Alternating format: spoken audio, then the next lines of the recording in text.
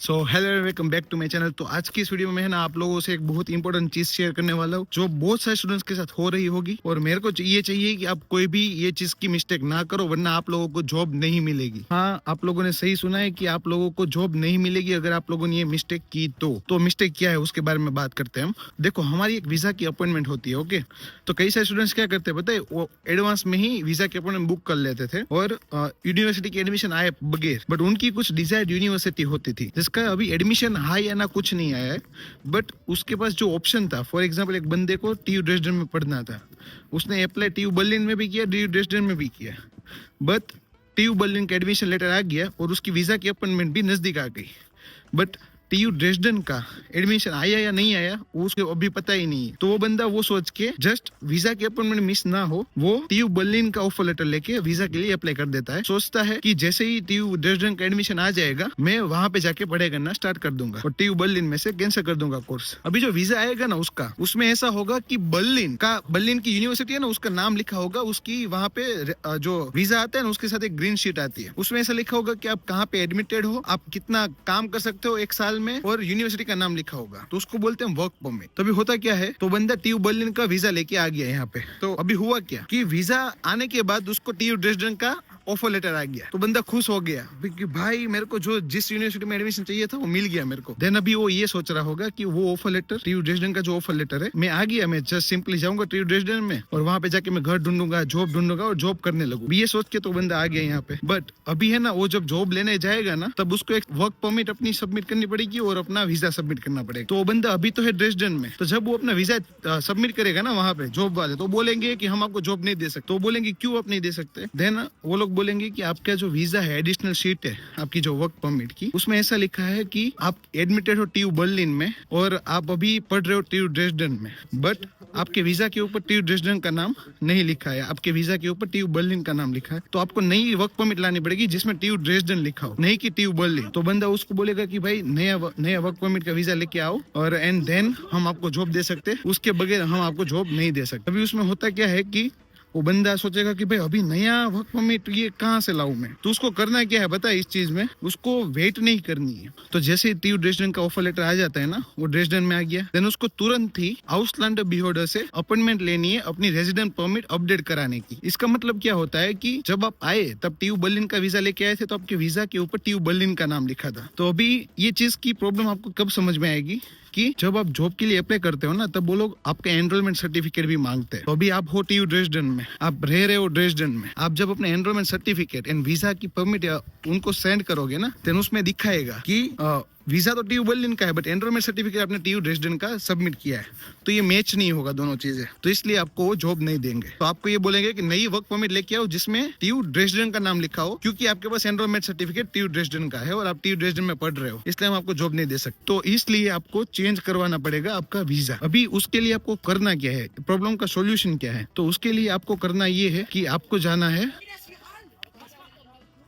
Hi nee, ich bin nicht live. Was hast du Video? Ich habe YouTube-Kanal. YouTube-Kanal? Ja? Wie heißt du? Journey to Germany. Was? Germany? Journey to Germany. Okay. Subscribe. तो देखो भाई, बच्चे लोग थे वो देख के गए कि भाई मैं वीडियो शूट कर रहा हूँ, तो बोल रहे हैं कि कौन सी चैनल थी आपकी और वो सब। तो बट वीडियो में आगे बढ़ने से पहले मुझे आपको एक चीज बतानी है, वो ये है कि मैं लास्ट 3-4 महीने से उन्होंने अपॉइंटमेंट लेता हूँ उन स्टूडेंट्स के साथ जो जिनको डाउट होता है studying Germany, living in Germany, या तो किसी भी चीज रिलेटेड टू जर्मनी, और उनको आंसर्स नहीं मिलते अपने दोस्त के थ्रू या इंटरनेट के थ्रू। उन लोगों को मैं हेल्प करता हूँ ये हाफ आवर की कंसल्टेशन में, और मैंने अभी तक 75 to 80 कंसल्टेशन ले चुका हूँ उन स्टूडेंट्स के साथ, उन स्किल वर्कर के साथ जिनको कुछ डाउट से जो मैंने रिजोल्व किए, और आपको ये लिस्ट दिख ही रही होगी स्क्रीन पे। तो आप भी इंटरेस्टेड हो तो आप ये मीटिंग बुक कर सकते हो, पर आप ये मीटिंग बुक करो उससे पहले मेरी एक रिक्वेस्ट है कि प्लीज वहां पे जाके शो मोर पे क्लिक करना। मैंने डिस्क्रिप्शन में सब लिखा है स्टेप बाय स्टेप जो प्रोसेस आपको फॉलो करनी पड़ेगी अपना मीटिंग का स्लॉट कंफर्म करने के लिए। जैसे आप वो स्टेप फॉलो करके अपनी मीटिंग बुक करोगे, मैं आपको as soon as possible reply दे दूंगा और आप मीटिंग का स्लॉट कंफर्म हो जाएगा। अगर आप इंटरेस्टेड हो तो आप जैसे जाके मीटिंग बुक कर सकते हो, मैंने लिंक डिस्क्रिप्शन में डाल दिया है, तो मैं मिलूंगा आपको उसी मीटिंग। तो चलो अभी हम वीडियो में आगे बढ़ते हैं। तो चलो मेन टॉपिक पे आते हैं कि आपको अभी करना क्या है, तो आपको जैसे ही आप ड्रेसडन में मिल गया ऑफर लेटर, भले लेट आए कोई प्रॉब्लम नहीं हमको, टीयू बर्लिन से ड्रेसडन में आ गया, जैसे ही आते हो आप सिटी रजिस्ट्रेशन करोगे। सिटी रजिस्ट्रेशन करने के बाद आपको तुरंत ही आउसलैंडर बिहोडो को मेल करना है कि मुझे मेरी वर्क परमिट चेंज करानी है। भले ही आपके पास 1 साल का वीजा है, बट वो 1 साल का वीजा आपको टीयू बर्लिन पे मिला है, टीयू ड्रेसडन पे नहीं। तो ये गलती आपको नहीं करनी है। आपको तुरंत आउसलैंडर बिहोडो ड्रेसडन, या तो कोई भी सिटी हो, या तो एग्जाम्पल ले रहा हूँ मैं, उसका आउसलैंडर बिहोडो करके आप सिटी का नाम लिखोगे तो उसकी मेल आईडी मिल जाएगी आपको। सिटी रजिस्ट्रेशन ऑफिस में भी पूछोगे ना आप सिटी रजिस्ट्रेशन करवाने के बाद, देन वो लोग भी बता देंगे कि क्या करना है अभी आपको अपॉइंटमेंट लेने के लिए। तो आपको एक मेल आईडी देंगे, तो जो मेल आईडी वो लोग देंगे आउसलैंडर बिहोडो की, उसको आपको मेल लिखना है।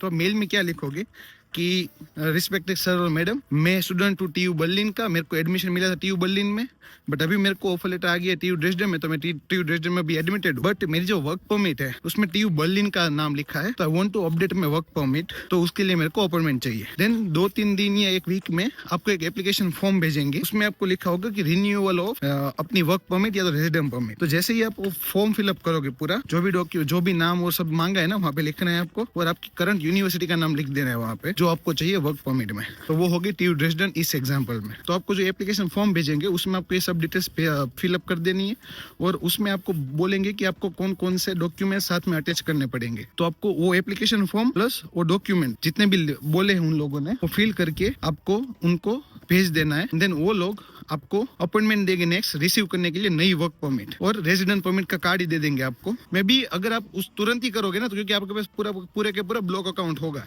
तो आपको 2 साल का ही दे देंगे वो लोग, नया वर्क परमिट और नई रेजिडेंट परमिट। तो जैसे ही ये होता है तो आपके पास अभी आ गई नई वर्क परमिट जो टीयू ड्रेसडन की है, और अभी आप जिस जॉब वाले ने आपको मना किया था वहां पे जाना है आपको। तो वहां पे आपको अभी नई work permit and enrolment certificate तो था ही आपको टीयू ड्रेसडन का, तो वो आप जमा कराओगे, देन वो लोग आपको जॉब दे सकते हैं। तो ये बहुत ही इंपॉर्टेंट था उन लोगों के लिए कि जो लोग एडवांस में ही अपनी वीजा की अपॉइंटमेंट लेके रखते हैं, ये सोच के कि जब तक वीजा की अपॉइंटमेंट आएगी तब तक मेरा तो एडमिशन आ जाएगा। अगर एडमिशन नहीं आया तो मैं क्या करूंगा, जिस यूनिवर्सिटी का एडमिशन आया है वो यूनिवर्सिटी लेके ही मैं जर्मनी आ जाऊंगा, एंड देन जैसे ही उस यूनिवर्सिटी का लकीली अगर एडमिशन आ जाता है, देन मैं उस सिटी में जाके रहने लगूंगा। बट ये इतना ईजी नहीं होगा, क्योंकि जॉब नहीं मिलेगी आपको। पुरानी यूनिवर्सिटी का नाम आपकी वर्क परमिट में लिखा होगा, इसलिए तो आपको पुरानी यूनिवर्सिटी का नाम as soon as possible change कराना है, और उसके लिए आपको नई अपॉइंटमेंट लेनी पड़ेगी अपनी फॉरेनर ऑफिस से, अपनी सिटी की, जिसको हम बोलते हैं आउसलैंडर बिहोडो, आपका पर्टिकुलर सिटी का। ये चीज इंपॉर्टेंट थी जो मेरे को आपको शेयर करनी थी। प्लीज आप लोग ये चीज ध्यान में रखना, वरना क्या होगा कि आप ये सब प्रोसेस करोगे, सब सिटी रजिस्ट्रेशन वो सब कर लोगे, बट सिर्फ एक ये मिस्टेक, यूनिवर्सिटी की मिस्टेक के लिए आपको वो लोग जॉब नहीं देंगे, क्योंकि जो वीजा में नाम होगा यूनिवर्सिटी का वो आपके एनरोलमेंट सर्टिफिकेट के साथ मैच नहीं होगा, तो आपको जॉब नहीं मिलेगी। तो मुझे आप लोगों को ये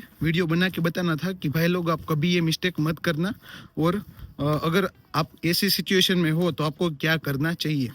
तो आई होप आपको ये वीडियो पसंद आया होगा। अगर वीडियो पसंद आया तो लाइक जरूर करना, शेयर करना उन दोस्तों के जो जर्मनी आने का सोच, या जर्मनी आके पढ़ाई करने का सोच रहे, और सब्सक्राइब करना मत भूलना, जल्दी से जाके आप सब्सक्राइब कर दो। तो कुछ ऐसी नई जानकारी के साथ मिलूंगा मैं आपको नेक्स्ट वीडियो में, तब तक के लिए thank you so much for watching this video and bye bye.